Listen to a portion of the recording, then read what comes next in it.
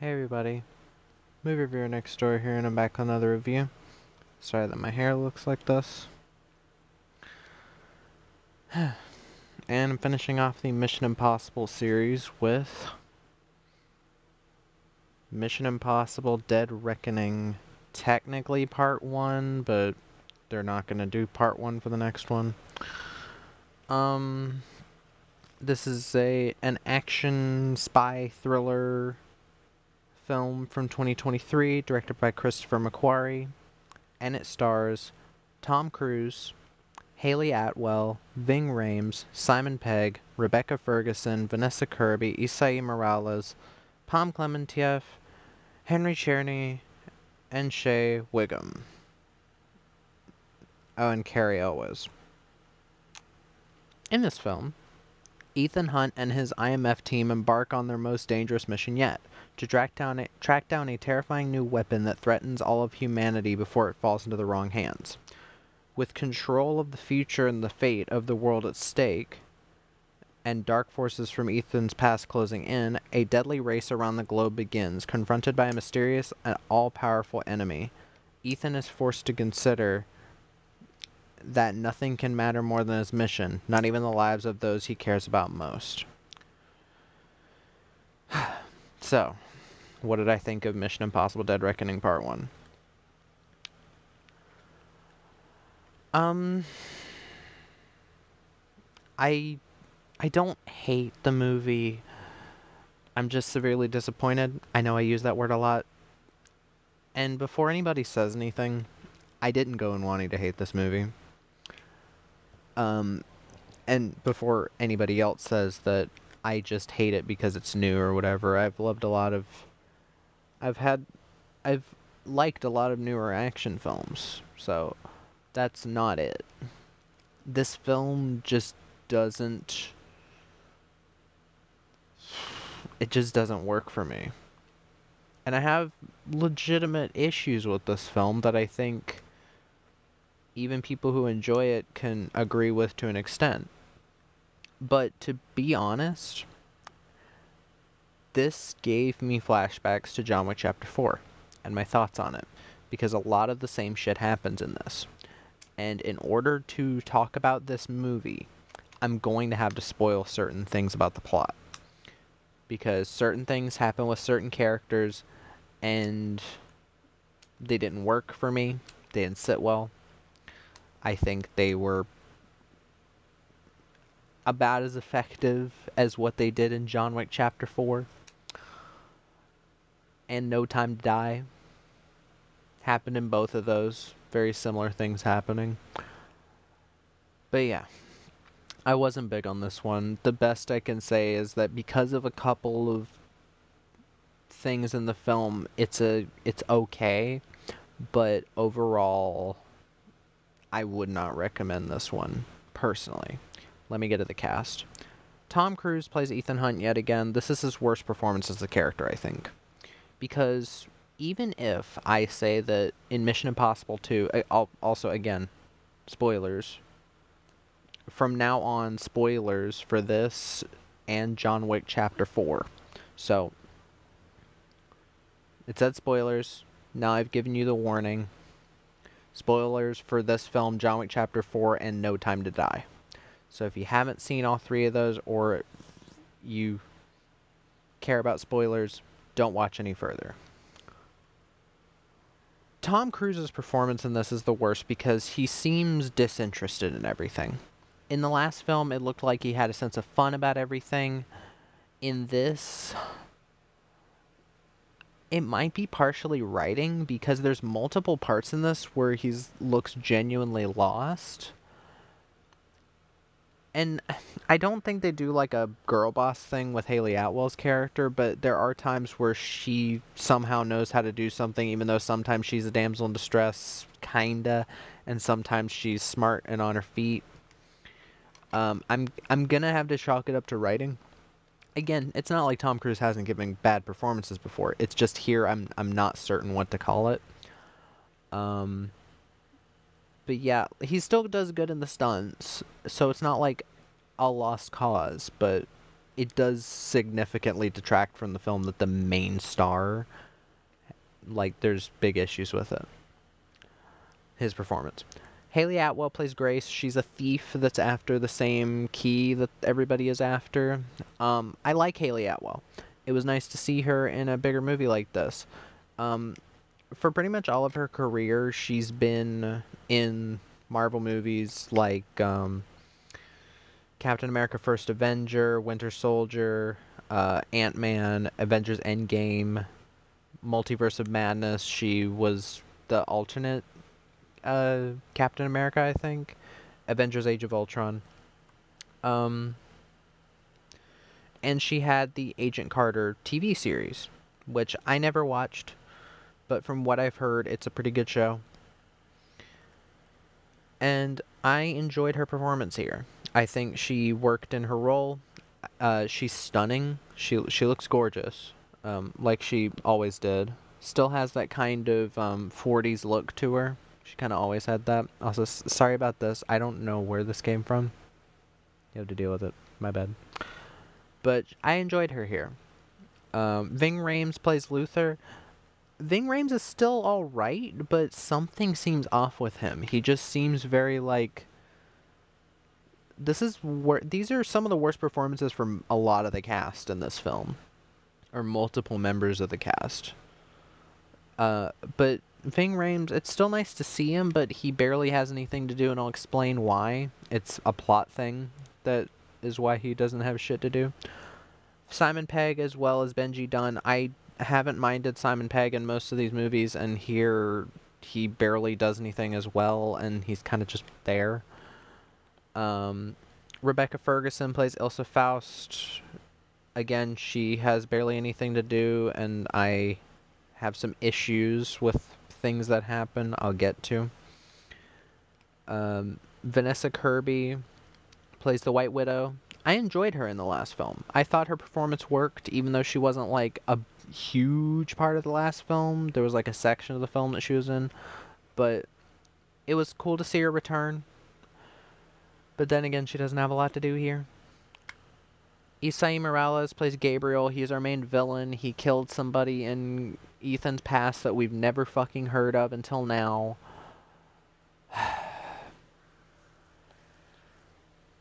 I don't mind Isai Morales' acting, but I'm guessing because this is a technically part one, even though they're saying the next one's not going to be called that,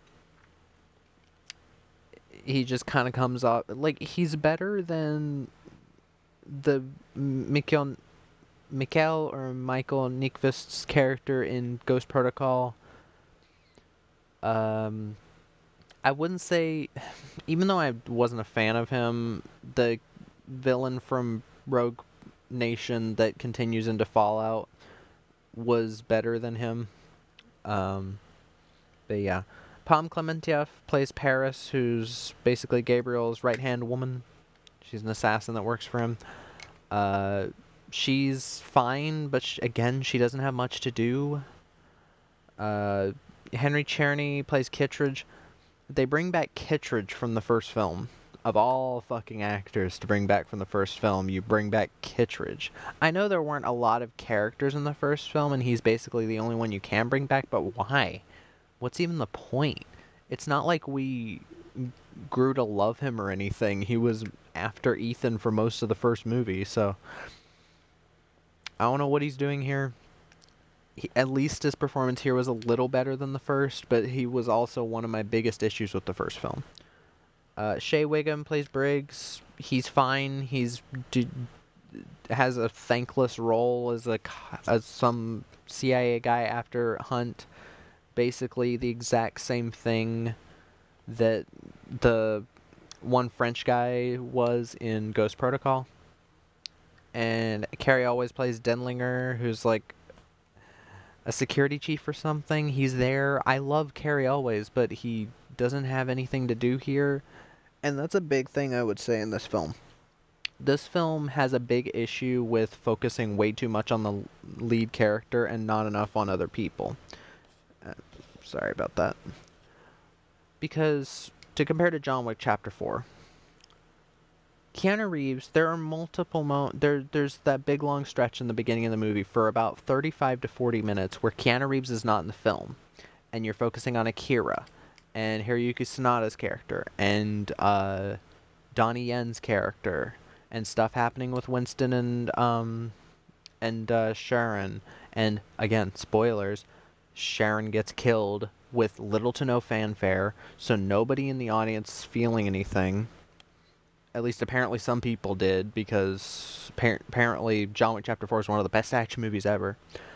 Here, they do a very similar thing, where they focus way too much on Tom Cruise at certain times, and then at the very end of the movie, there are entire swaths of the film, or like entire like 3, 4, 5 minute bits on the train where Tom Cruise is nowhere to be seen, and he's our main character.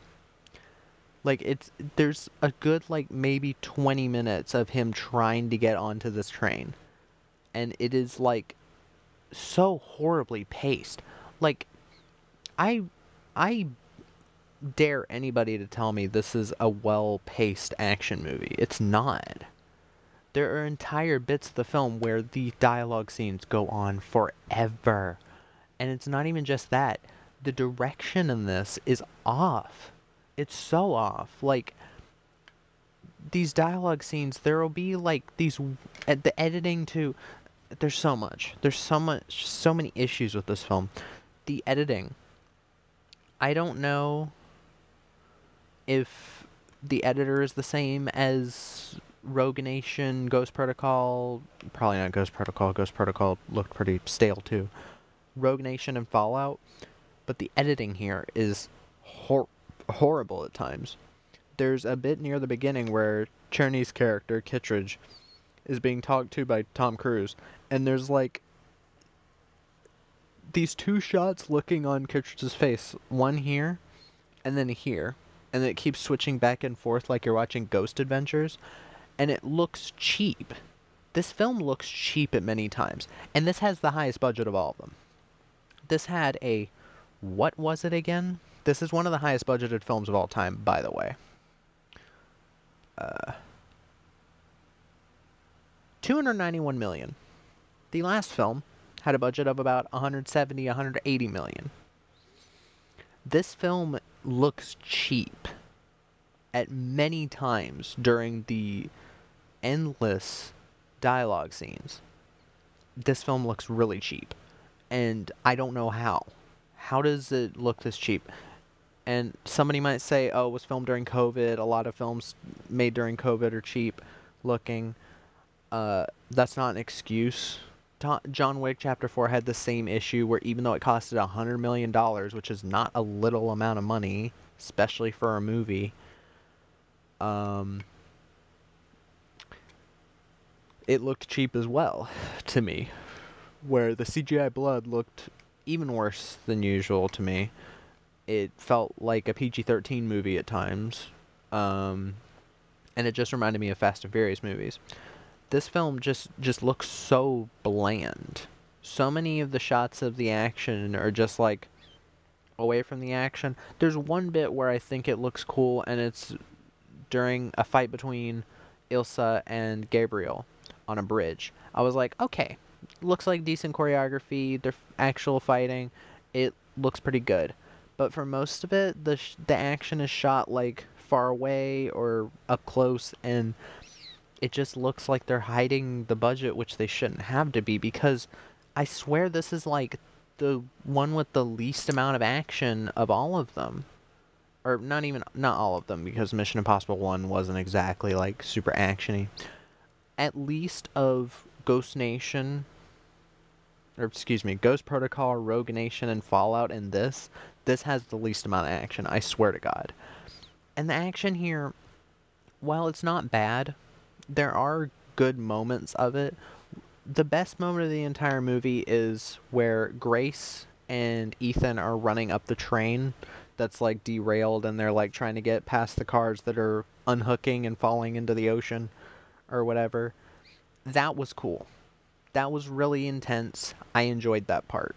That's the best part of the entire movie, because The stunt that everybody talked about with him driving the motorcycle off of the cliff, it just reminded me of the better stunts in the other movies, because other than that stunt, I can't remember any of the other stunts that happened in this movie. In Fallout, you have him falling from the window and running after Henry Cavill. You have the awesome fucking helicopter chase at the end of the movie. You have them free falling. You have a really cool car chase in Fallout, the truck chase that turns into the getting the guy from Rogue Nation into the boat. Rogue Nation, you have that motorcycle chase, which is a very, very well done action scene. You have the frickin' you have him holding onto the side of the airplane of the plane as it's fucking taking off. That beats anything in this film. Maybe save for the ending bit, but it's not a super long bit. But there's that, there's the motorcycle bit, there's what was the other bit? I'm trying to remember it at this moment. I have a terrible memory at times.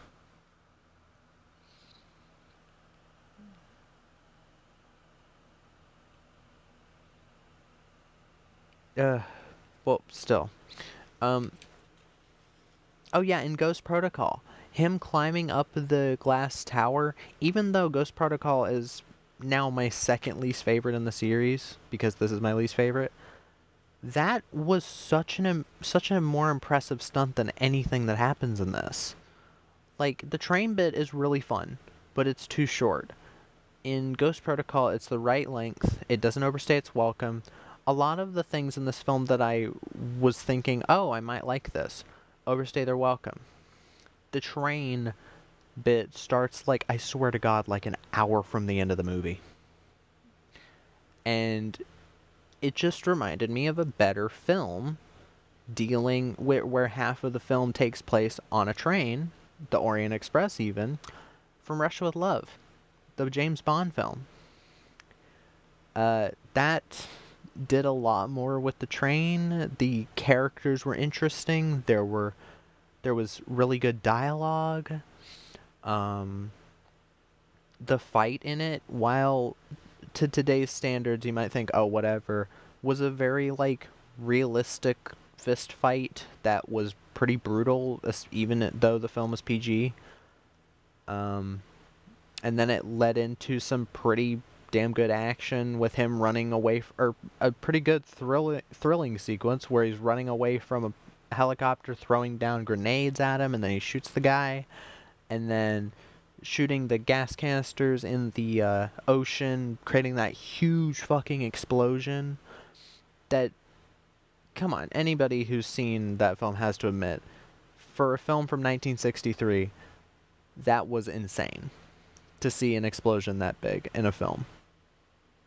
Like that, From Russia with Love may not compare to a lot of action movies nowadays for a lot of people, but given that it was from that time and it's still pretty entertaining, like, you have to give it some credit.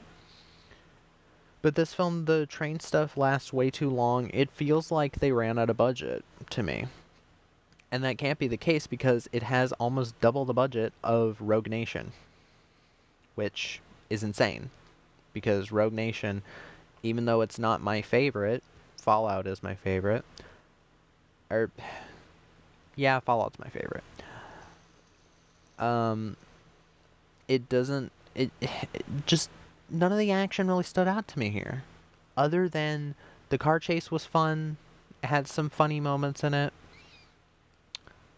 The motorcycle jump is cool, but it when you make a movie like this that's almost twice the budget of the last two films, almost the budget of the last two films combined, you'd expect something a bit more groundbreaking, like never been done before. And we've done the, like, jumping out of a plane already in the last film, and that was a lot more impressive than this. And yeah, it just feels very stale at this point. And I have to talk about something else. The character that dies in this. Now, again, I already said spoilers, but I'm just saying for some of the people in the back who can't hear. Spoiler alert for this in John Wick Chapter 4 and No Time to Die. This film continues a trend of films that are almost 3 hours long, action movies especially, that kill off main characters or supporting characters in a very feeble attempt to make you think that the villain is worth any bit of a shit. In No Time to Die, you have indirectly you have Safin, played by Rami Malek, who I don't mind. I don't mind Rami Malek, but I think he was a horrible pick for a villain. Easily one of the worst in the Bond series. Indirectly killing Blofeld off screen, by the way. Killing Felix Leiter when he had barely gotten anything to do before dying. And killing James Bond, even though he had something from Q, a wristwatch that could kill nanobots, that he doesn't use to kill the nanobots in his system, and then he gets blown up. John Wick Chapter 4, you have Bill Skarsgård as the villain in that film. I don't remember what his fucking name is. Marquis or something? I don't remember. He was so fucking forgettable. And he kills Sharon to make a point, I guess. And again, by the end of the film, he's barely done anything other than that because they're too busy setting up all of these side movies with these other characters that no one gives a fuck about, like Akira and Donnie Yen's character, I forgot his name. They don't build up the villain, so he ultimately doesn't work. And here, Gabriel kills off Ilsa Faust after saying either her or Grace are gonna die by the end of the night, and I was like, okay, he's bluffing. And then it happens. He just stabs her, and then she doesn't really get to say anything to Ethan or anything, nothing to really make this feel emotional. She just dies. He finds her dead body, and then we basically forget about her. And this is after, in the film, she has barely done shit.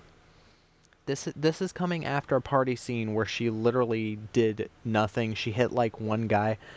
At least have her be a bit of a badass before you take her out. Like, it just feels like these directors don't fucking care about the characters when they kill them off so nonchalantly. They just kill them off, no reason, no actual feeling, no emotion to it. They're just dead. As if they never mattered. Like, as if you already didn't have this, like, fan favorite character in Ilsa Faust, and Rebecca Ferguson playing her very well, and you didn't even have all of these people saying, oh, she doesn't work as a badass female. These people fucking loved her. And you just kill her off because your villain, while, again, not the worst of the series, is very under par.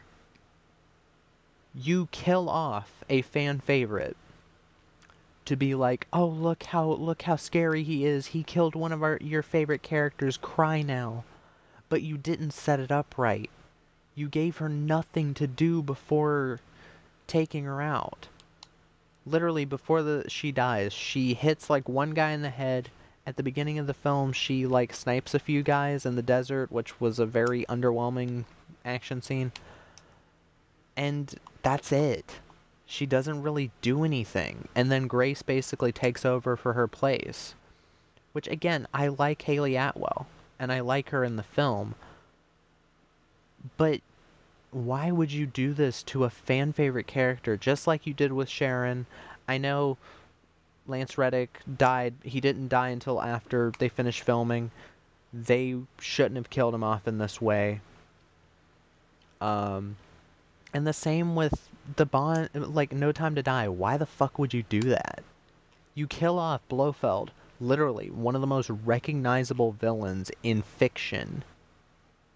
especially in movies, given how many of the Bond films he was in. He's literally the head of Spectre, and you just kill him off screen. Felix Leiter, also a character that a lot of people really enjoyed. Kill him off screen, or he floats away. And then James Bond. Like, what is the game here? Do they hate the audience or what? Like, it's getting really hard to tell now. I 100% think Chad Stahelski just doesn't like his audience now. Like, he just wants to make them upset. Like, we can't have just a fun action movie anymore. It has to be depressing. Like this film is. Dead Reckoning, at the very beginning, sets a really somber tone and then tries to be like the tone of the last few films, but it just can't keep up the energy. Like, the energy just feels sucked out of it. There's not there's just not a lot to it. It just feels very